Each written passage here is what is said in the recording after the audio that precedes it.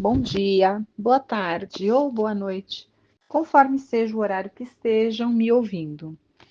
Dando sequência ao estudo do nosso livro Paulo Estevão, essa obra maravilhosa que foi psicografada por Chico Xavier através do Espírito Emmanuel, né? Nós estamos aqui no finalzinho do capítulo 6, ante o Sinédrio, que é o capítulo que está nos mostrando aqui o julgamento de Estevão, que está sendo presidido por Saulo.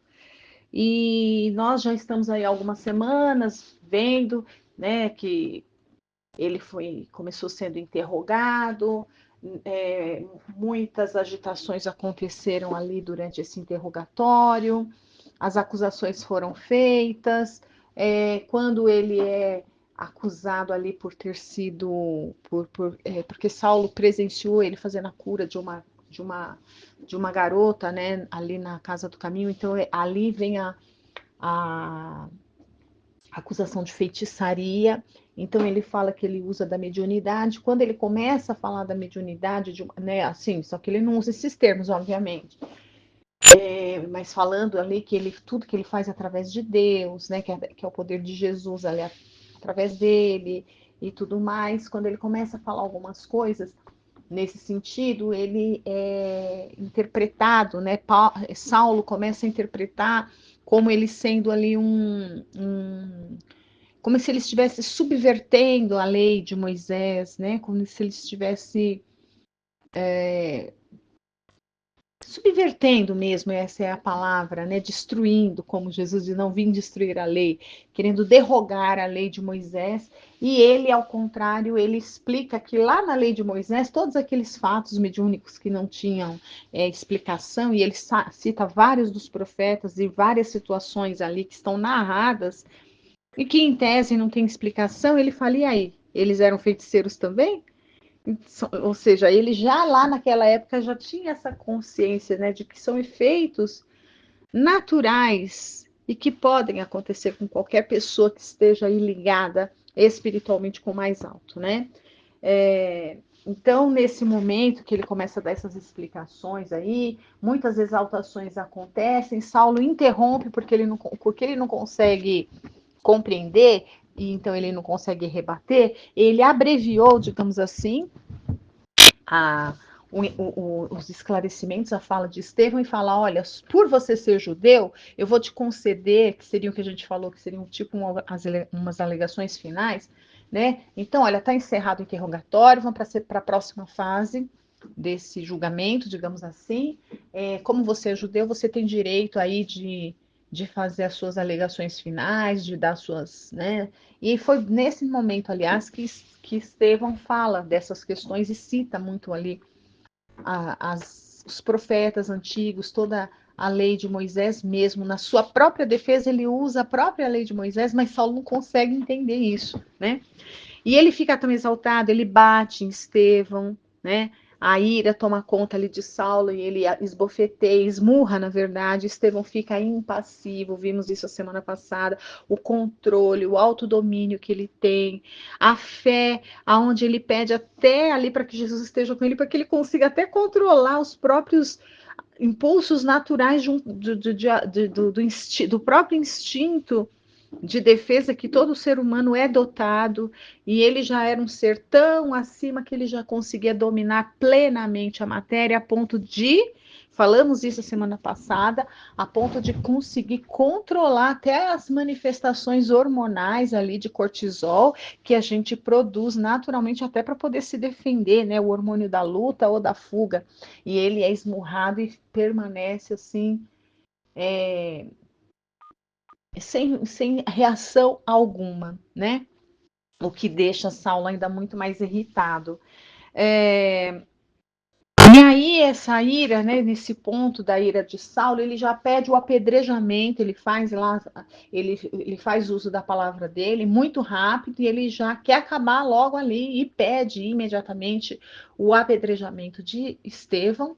E nesse momento há um contraponto de Gamaliel, que era o presidente, digamos assim, do Sinédrio, era um mais velho, ocupava uma cadeira mais alta ali, E era ele que Saulo era o forte candidato a substituir, né? Substituiria Gamaliel, mas ele ainda estava na ativa. E Gamaliel, com sua ponderação, já era um espírito também preparado, que estava entre os fariseus.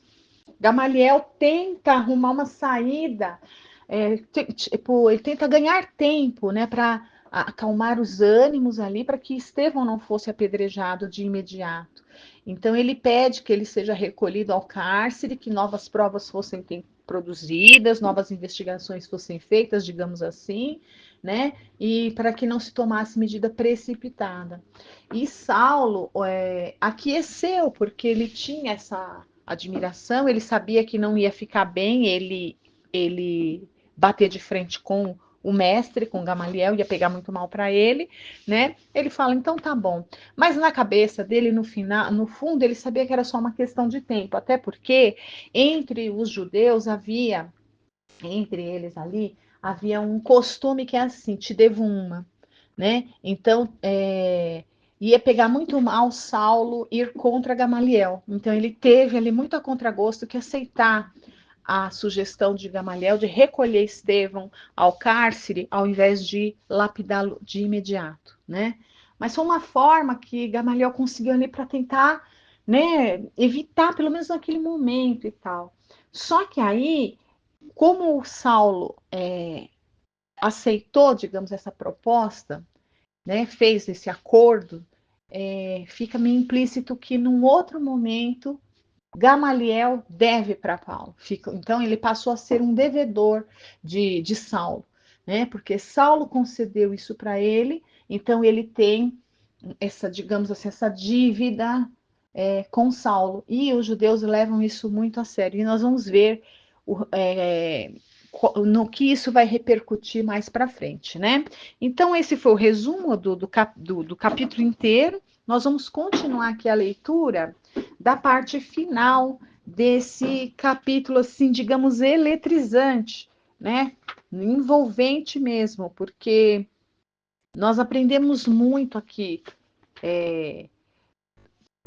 tanto com a personalidade de um como do outro, né? Nós aprendemos muito observando as ações de Saulo, quanto de Saulo ainda existe em nós, né?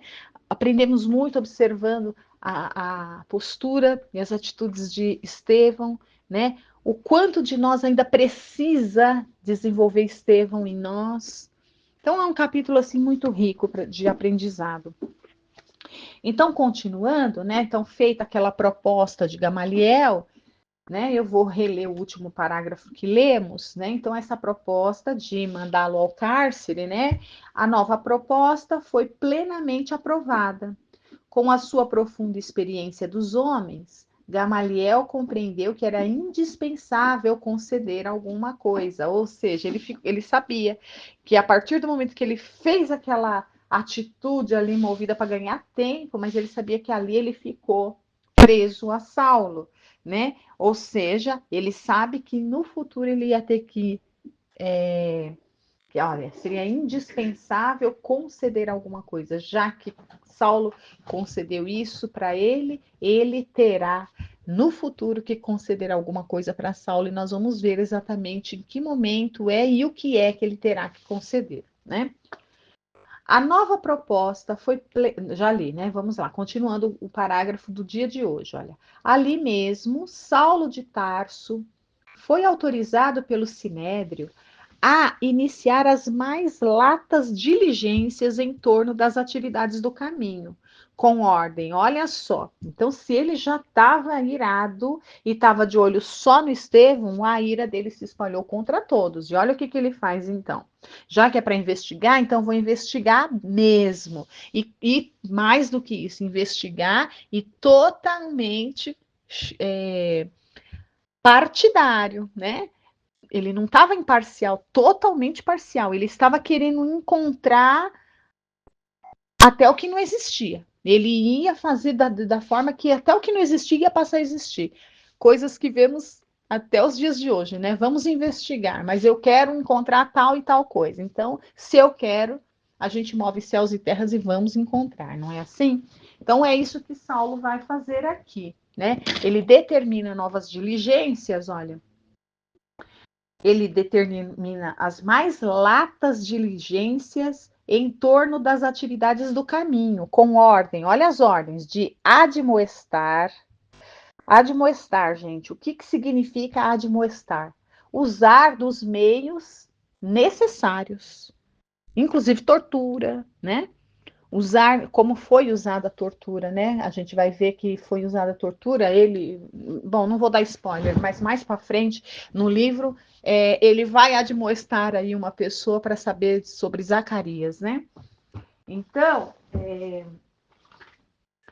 olha, com ordem de admoestar, corrigir e prender todos os descendentes de Israel, ou seja, todos os judeus dominados pelos sentimentos colhidos no Evangelho, considerado desde aquela hora pelo regionalismo semita como repositório de veneno ideológico. Então ele já estava determinado que tudo que se referisse a Evangelho já estava, digamos assim, com carimbo ideológico de que era venenoso, era pernicioso, era infrator contra a lei de Moisés. Então, olha, continuando, olha, como repositório de veneno ideológico com que o ousado carpinteiro nazareno pretendia revolucionar a vida israelita, operando a dissolução dos seus elos mais legítimos. Esses elos mais legítimos seriam,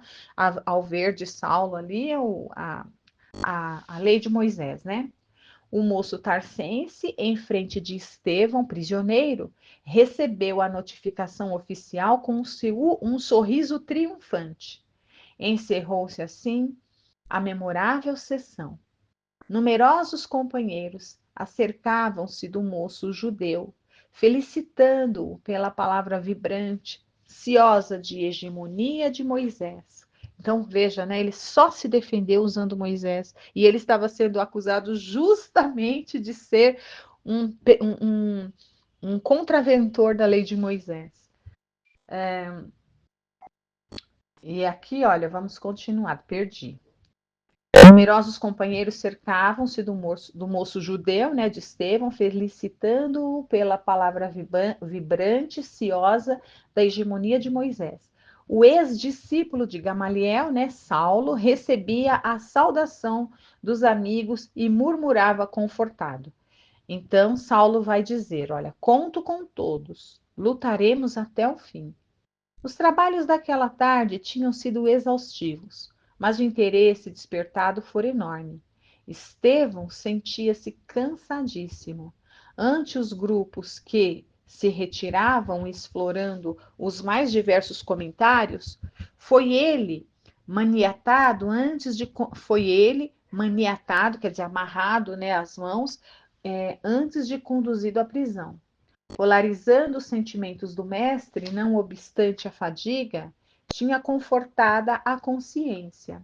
Com sincera alegria interior,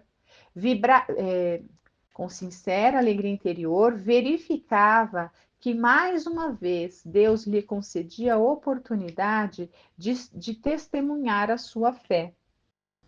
Em poucos instantes, a sombra do crepúsculo parecia caminhar rápida para a noite sombria. Após suportar as mais dolorosas humilhações de alguns fariseus que se retiravam sob profunda impressão de despeito, custodiado por guardas rudes e insensíveis, ei-lo recolhido ao cárcere com pesadas algemas. Né? Então, veja, né? Recolheram então Estevão ao cárcere, onde ele vai com sincera alegria interior, nas palavras aqui de Emmanuel, sincera alegria interior. Ele era um espírito realmente diferenciado, né? Como já dissemos, algumas semanas atrás, muitas curiosidades,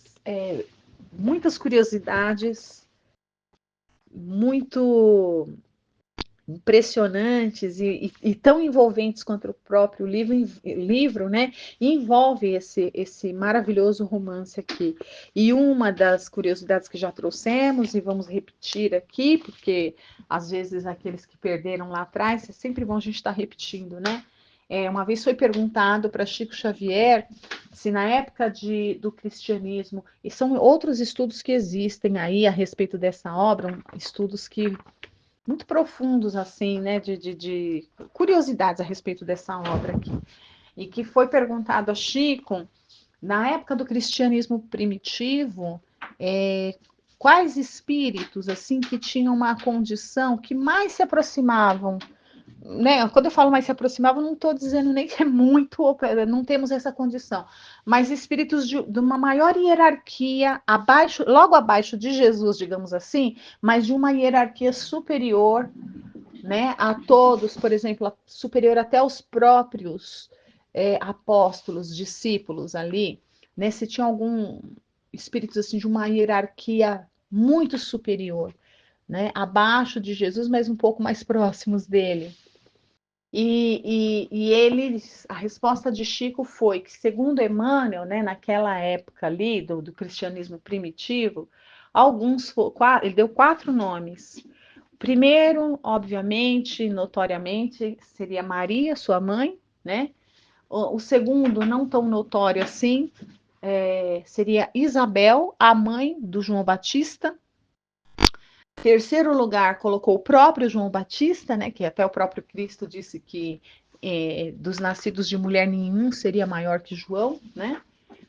E em quarto lugar foi colocado Estevão, que é uma personagem não tão, ele não é tão destacado, né, dentro do cristianismo. Temos aqui essa obra que mostra a grandiosidade desse espírito, é, mas não muito mais do que isso. No próprio Ato dos Apóstolos, ali, ele não tem grande destaque. E é assim que a gente vê, né, como Kardec está com a razão. Na verdade, Kardec são os espíritos que dão essa resposta, né, que são muitos, assim, são alguns que são muito conhecidos de Deus e pouco conhecidos dos homens, né? Então, Estevão certamente é um desses que é muito conhecido de Deus e talvez pouco conhecidos nós. E assim nós encerramos esse 6º capítulo e nós vamos aqui dedicar essa segunda parte desses minutos que nos restam, começando aqui o 7º capítulo, né, desse livro. Então, avançando aqui na obra, o capítulo 7, as primeiras perseguições, e nós vamos continuar aqui para ver como que vai se desenhar a partir da prisão de Estevão, né? Então vamos lá. Saulo de Tarso, nas características de sua impulsividade, sempre, veja, assim como a gente sempre vê o adjetivo serenidade acompanhando o nome de Estevão, a gente sempre vê o adjetivo, outra curiosidade, detalhes do livro que a gente tem que ler com muita atenção para perceber. Outra palavra que está sempre, outro adjetivo que está sempre acompanhando aqui o nome de Saulo é impulsividade. Que não é, veja que serenidade já é uma virtude. Impulsividade, ela pode ser, né, quando te movimenta para o lado certo. Essa impulsividade de Saulo aqui no caso não estava movimentando ele para um lado ali do bem, né, para o lado que deveria ser. Então, ele traz em si essa impulsividade mal direcionada, né? Então, olha, Saulo de Tarso, nas características de sua impulsividade, deixou-se empolgar pela ideia de vingança, tá vendo? Olha, é desequilibrada, né? Então, ele, né, impulsivamente, ele estava empolgado com a ideia de vingança, porque nós vamos ver que essa impulsividade ele vai manter após sua conversão, só que vai ser uma impulsividade voltada para a difusão daquilo que ele então perseguia, né? Eu já estou dando spoiler, mas enfim, para a gente entender, não necessariamente é uma característica, sendo impulsivo, negativa, e mais do que isso, ele vai adquirir uma outra virtude também, claro que não no grau, né, de Estevão, mas ele vai sentir também, porque ele não conseguia entender a serenidade de Estevão, tanto que quando ele vai para ser decapitado, ele vai numa serenidade assim, impressionante, né? Então vamos. Impressionado com o desassombro de Estevão, tá vendo? Olha, ele ficava impressionado porque nada abalava Estevão. E não era indiferença, era justamente a serenidade. Impressionado com o desassombro de Estevão em face da sua autoridade e da sua fama, a seu ver, o pregador do evangelho infligira-lhe humilhações públicas que compunham reparações equivalentes. Então, como o Estevão deixou ele sem palavras no público, em público, porque ele não sabia retrucar todo aquele raciocínio muito bem articulado, que ele não conseguia ter compreensão da lei naquele nível, né, ali publicamente, então ele se sentiu, né, seu orgulho falou mais alto, ele se sentiu humilhado porque seu orgulho mostrou que ele perdeu ali, né, naquele embate ali de ideias, ele saiu ali sem conseguir dar a última palavra, então o seu orgulho se sentia ali realmente muito ferido, e por isso que ele queria se vingar. Todos os círculos de Jerusalém, não obstante o curto prazo da sua nova permanência na cidade, não escondiam a admiração que lhe votavam. Os intelectuais do templo estimavam nele uma personalidade vigorosa, um guia seguro, tomando-o por mestre no racionalismo superior. Os mais antigos sacerdotes e doutores do Sinédrio reconheciam-lhe a inteligência aguda e nele depositavam a esperança do porvir. Na época, sua juventude dinâmica, votada quase inteiramente ao ministério da lei, centralizava, por assim dizer, todos os interesses da casuística. Com a casuística, assim, a causa, né, mosaica. Com a argúcia psicológica que o caracterizava, o jovem tarcense conhecia o papel que Jerusalém lhe destinava. Assim, as controvérsias de Estevão doíam-lhe nas fibras mais sensíveis do coração. No fundo, seu ressentimento era apanágio de uma juventude ardorosa e sincera. Entretanto, a vaidade ferida, o orgulho racial, o instinto de domínio toldavam-lhe a retina espiritual. Então, na verdade, né, sim, ele estava com seu orgulho ferido, a sua vaidade, né, porque realmente ele era um prodígio, ele era muito jovem, ele ia substituir Gamaliel, né, todos os atributos ali que foram justamente adquiridos por ele. Ele conquistou, né, a posição que ele atingiu, ele conquistou com muito estudo, dedicação, esforço. Então era justo. E ele se dedicava realmente de coração. De coração, foi falado na sessão de ontem, né? Eu estou gravando esse áudio, hoje é do ontem, não.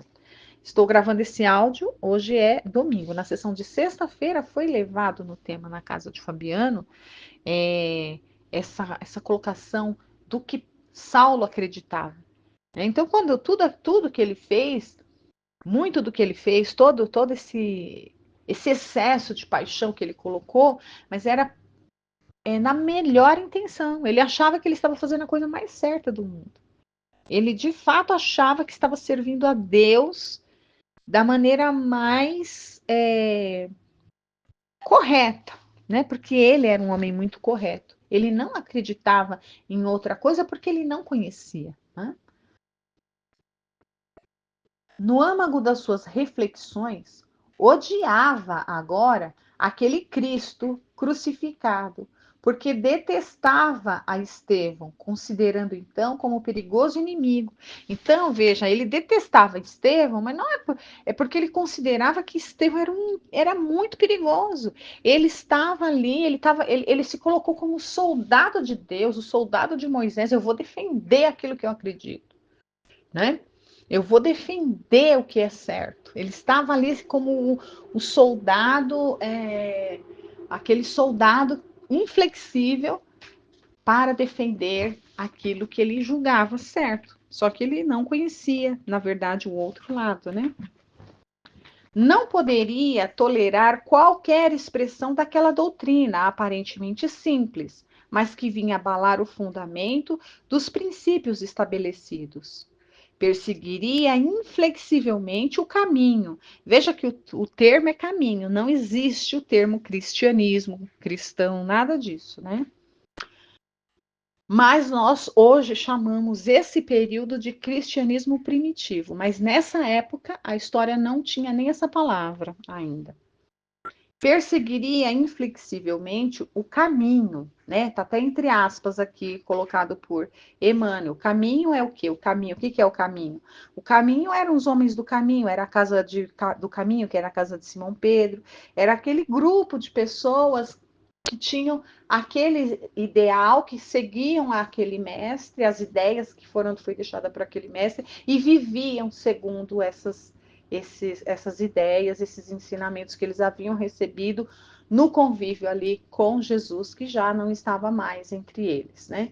Então, o nome que eles davam ali, que Emmanuel está chamando, é caminho, né? Por que caminho? Eram os homens do caminho, eram aqueles que caminhavam com Jesus. Então, olha, perseguiria inflexivelmente o caminho na pessoa de quantos lhe estivessem associados. Mobilizaria intencionalmente todas as simpatias de que dispunha para multiplicar a devassa imprescindível. Certo, deveria contar com as admoestações conciliatórias de um Gamaliel e de outros raros espíritos que, a seu ver, se deixariam embair pela filosofia de bondade que os galileus haviam suscitado com as novas escrituras.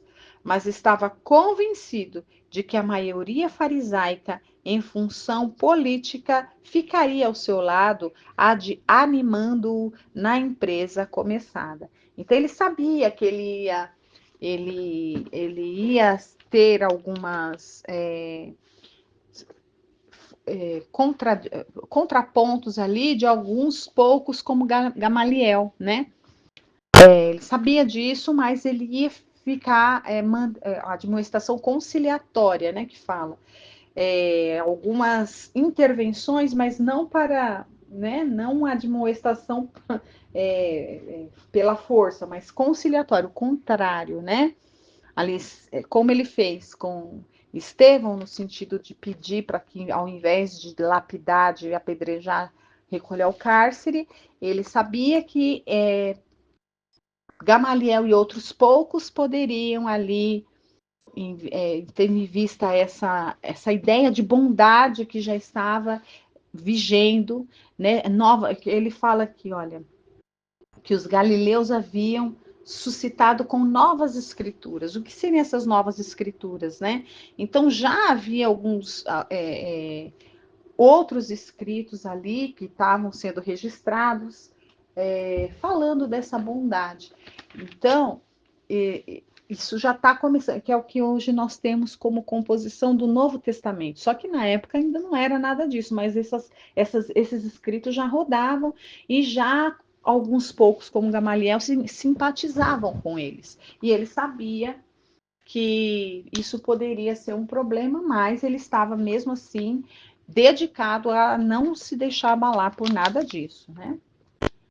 No dia seguinte à prisão de Estevão, procurou arregimentar as primeiras forças com a máxima habilidade.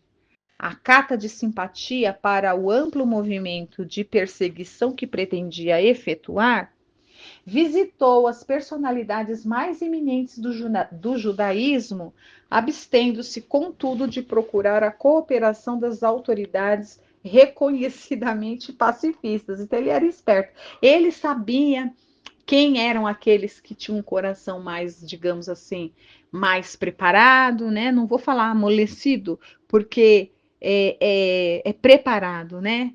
O bem não é uma. A gente não pode falar do bem usando substantivos, palavras assim que não sejam como eu posso dizer, palavras que não palavras, né? A gente tem que usar a palavra certa, não é amolecido. Ah, quem é bom é mole, não.